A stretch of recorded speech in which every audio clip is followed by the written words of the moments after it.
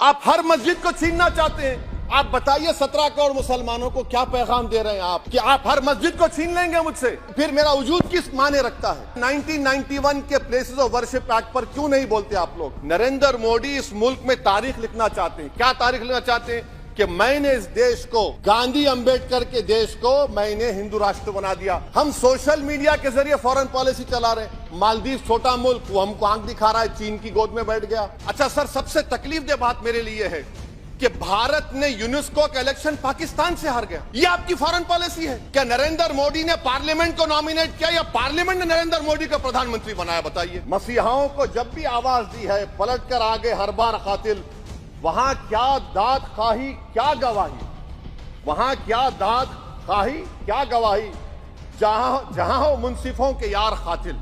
मैं बड़ी जिम्मेदारी के साथ कह रहा हूं कि मैं अपने बचपने में जब हिस्ट्री पढ़ता था तो मैंने एक स्टैचू की फोटो देखी थी, प्रीस्ट किंग ऑफ मोहनजोदारो। ऐसा लगता है कि वैसा ही लग रहा है कि प्रधानमंत्री नहीं है बल्कि पुजारी सम्राट बन चुके हैं वो। और मैं क्यों कह रहा हूं कि हमारे सदर जमहूरिया ने कहा था कि 22 जनवरी एक तारीखी दिन है, बिल्कुल तारीखी दिन है। 22 जनवरी की बुनियाद 6 दिसंबर 92 को रखी गई। 22 जनवरी की बुनियाद 86 में ताले खोलकर रखी गई। 22 जनवरी की बुनियाद जीबी पंत ने रखी थी। इसीलिए तारीखी दिन है। और तारीखी दिन इसलिए भी है कि सर इसी ऐवान में 16 दिसंबर 1992 को हमने एक रेजोल्यूशन पास किया था। आप बताइए कि आज इस मुल्क में चाहे कोई सेकुलर पार्टी का हो या जो भी हो, वाले सब सेकुलर है, बुरा मैं हूं, किसी में हिम्मत नहीं है कि 6 दिसंबर की बात की जाए। और वो तारीखी दिन इसलिए भी है सर, इंसाफ करने वालों में एक एनसीएलटी के चेयरमैन, एक गवर्नर और एक नामजद शुदा रुकने पार्लियामेंट बैठे हुए थे। अब आप बताइए मेरे पास बचा क्या है? बचा यह है कि आर्टिकल 32 बचा है जिसको बाबा साहब अम्बेडकर ने दिया। आज मुल्क के 17 करोड़ मुसलमान भारत के वजीर आजम पर एतमाद भरोसा नहीं करते, बिल्कुल नहीं करते, बता रहा हूं, खुल के कह रहा हूं। अगर आप आर्टिकल 32 का ड्यू प्रोसेस ही खत्म कर देंगे तो फिर मेरे पास क्या बचेगा सर? क्या बचेगा? मैं तो यहां खड़े होकर वो सुप्रीम कोर्ट के मायानाज बेबाक वकील दुष्यंत दवे की तरह तो नहीं कह सकता। मुझे आज भी रूल ऑफ लॉ में भरोसा है, मुझे आज भी कानून पर, संविधान पर भरोसा है, मगर ड्यू प्रोसेस तो फॉलो होना चाहिए। ड्यू प्रोसेस फॉलो नहीं हो रहा। एक तारीखी दिन 22 जनवरी था, एक तारीखी दिन 31 जनवरी था। सर रात के अंधेरे में अपील किए बगैर आप आरे लेकर रास्ता खोल देते हैं। क्या पैगाम दे रहे हैं सर? 600 साल की मेहरौली की मस्जिद को बगैर कोई नोटिस दिए आपने डेमोलिश कर दिया। मैं जिम्मेदारी के साथ कह रहा हूं कि भारत के प्रधानमंत्री और उनकी सरकार भारत के मुसलमानों से उनकी शनाख्त को छीनना चाहते हैं।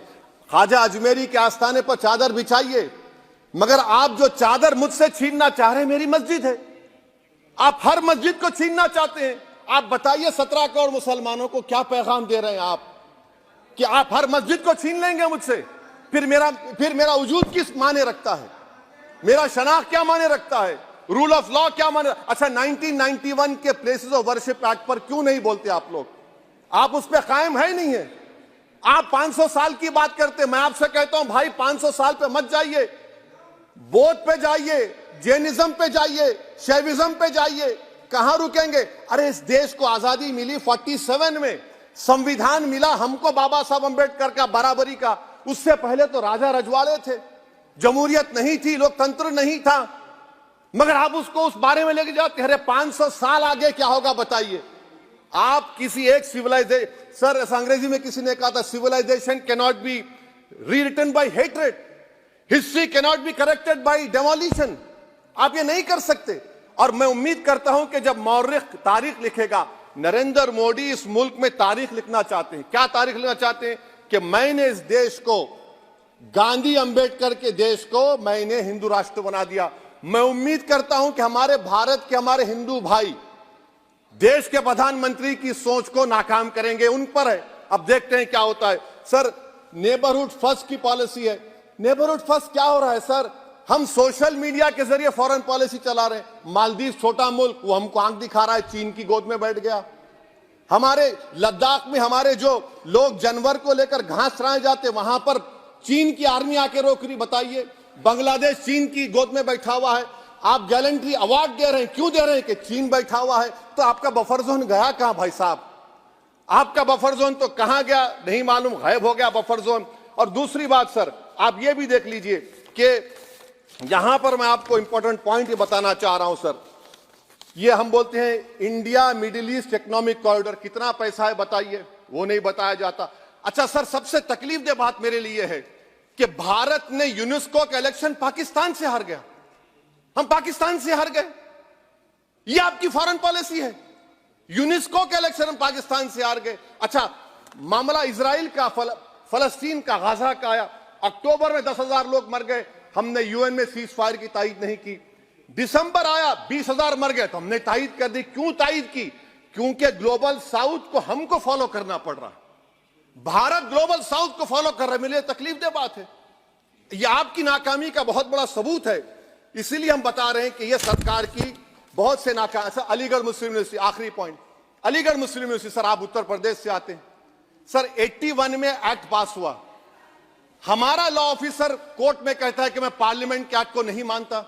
कैसे नहीं मानते सर? क्या नरेंद्र मोदी ने पार्लियामेंट को नॉमिनेट किया या पार्लियामेंट ने नरेंद्र मोदी को प्रधानमंत्री बनाया? बताइए। 81 के एक्ट को नहीं मानते सर। 2 ही तो सेंट्रल यूनिवर्सिटी है मुसलमानों के, 1,80,000 आप ही के सरकार के दौर में मुसलमान हायर एजुकेशन निकल गए। आप अलीगढ़ मुस्लिम से छीनना चाह रहे हैं। Theory of separation of powers में एग्जीक्यूटिव हमको डिक्टेट करेगा। मेरी आवाज तो पार्लियामेंट है, अब मेरी आवाज के खिलाफ एग्जीक्यूटिव सुप्रीम कोर्ट में बोलता है। अलीगढ़ मुस्लिम यूनिवर्सिटी से इतनी नफरत क्यों है आपको? वहां पर तो हिंदू भाई भी पढ़ते हैं सर। ये अलीगढ़ मुस्लिम यूनिवर्सिटी का मामला है सर। तो मैं आपसे इस बात पर, इस शेर पर अपनी बात को खत्म कर रहा हूं सर। आप भी उर्दू दां हैं जी। मसीहाओं को जब भी आवाज दी है, अहमद फराज का शेर है जी जी, मसीहाओं को जब भी आवाज दी है, पलट कर आ गए हर बार कातिल। मसीहाओं को जब भी आवाज दी है, पलट कर आ गए हर बार कातिल। वहां क्या दाद खाही क्या गवाही, वहां क्या दाद खाही क्या गवाही, जहां हो मुंसिफों के यार कातिल। सर, मैं फिर से हुकूमत से मुतालबा करता हूं कि अल्पसंख्यक समाज के बजट के स्कॉलरशिप को आप डिमांड ड्रिवन करिए। भारत के प्रधानमंत्री प्रधान सेवक रहिए, आप कोई प्रीस किंग मत बन जाइए। आप जीतेंगे, कौन जीतेंगे देश तय करेगा, मगर याद रखिए 17 करोड़ मुसलमान आज गम और गुस्से में हैं और इस बात को महसूस कर रहे हैं, इस बात को महसूस कर रहे हैं कि प्रधानमंत्री को हम नोट नहीं दिए मगर हमारा प्रधानमंत्री है। आखिर ये प्रधानमंत्री 17 करोड़ मुसलमानों की उनकी शनाख्त को कैसे मिटा रहे हैं, कैसे उनको आप मार्जिनलाइज कर रहे हैं।